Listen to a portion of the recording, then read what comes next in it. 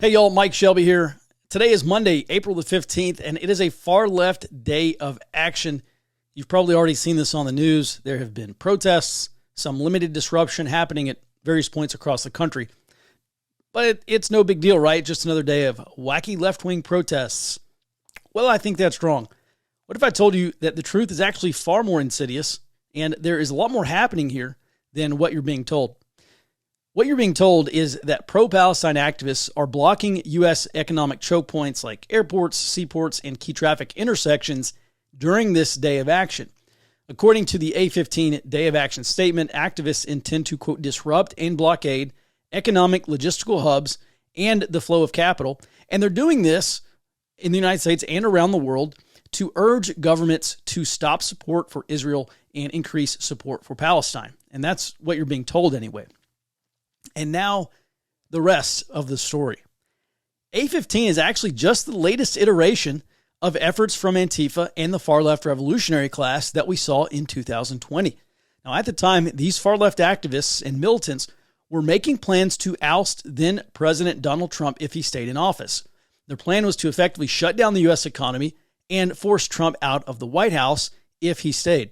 Now, activists publicly stated back then that they would keep the economy disrupted until Trump caved to public pressure and he resigned. And that was their plan, and it probably still is.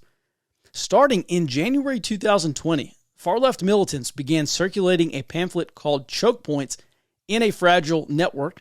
And I will quote directly from the document here. It reads, quote, "This pamphlet shows the transportation network that corporations use to move goods into the United States from around the world. The veins of this network reveal where workers have power. The shipping lanes, ports, highways, rail lines that connect U.S. cities and towns." And their plan was to disrupt these shipping lanes, ports, highways, and rail lines in order to put pressure on President Trump, then President Donald Trump. And also, a part of their strategy was to build public pressure against members of his cabinet, thinking that if they were forced to resign, or if the far left could turn his cabinet members against him, then Trump was more likely to resign as well. And again, that is probably still their plan. Now, how do I know all this? Because I wrote thousands of intelligence reports on far-left militant and revolutionary activity from 2016 to 2021. And by the way, I've been thinking about releasing this 5-year report archive in a book. If that's something that would interest you, let me know in the comments and maybe we can make it happen.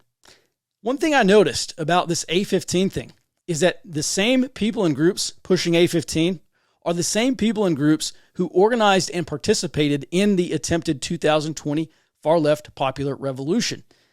So what does this tell us? Well, I think we can glean 3 things from this. First, the goal is not just to get the United States to end support for Israel and increase support to Palestine.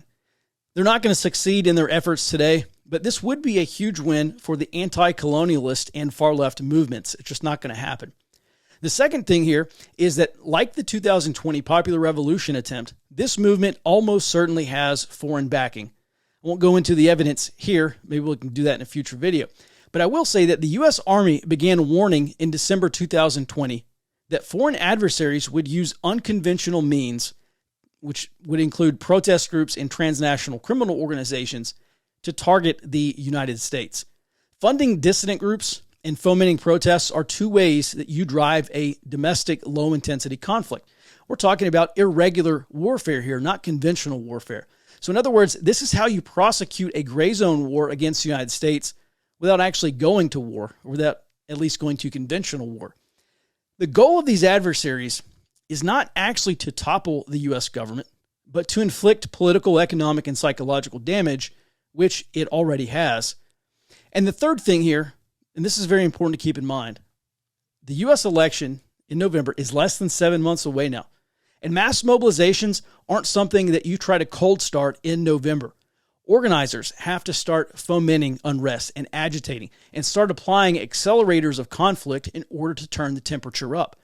So it's not surprising to see now these organizing efforts are being reiterated 7 months before Trump might be reelected, when we haven't seen anything like this in the past 3.5 years. Now, A15, this particular day of action, may be focused on pro-Palestine activism, But if you take a step back and look at the bigger picture, you will see that the people behind it are building a movement to unleash against a Trump administration if Trump is to be reelected in November. Now, there's a little bit more to it than this, but we'll leave it here for now. If you enjoyed this video and you want to hear more of my thoughts about what's happening in this country, especially around low-intensity conflict, let me know in the comments. Subscribe to this channel, like this video, and also please share it with your friends. And maybe I'll just start doing a weekly video for everyone. I appreciate you watching. Thanks for the support. And until next time, be well and stay out front.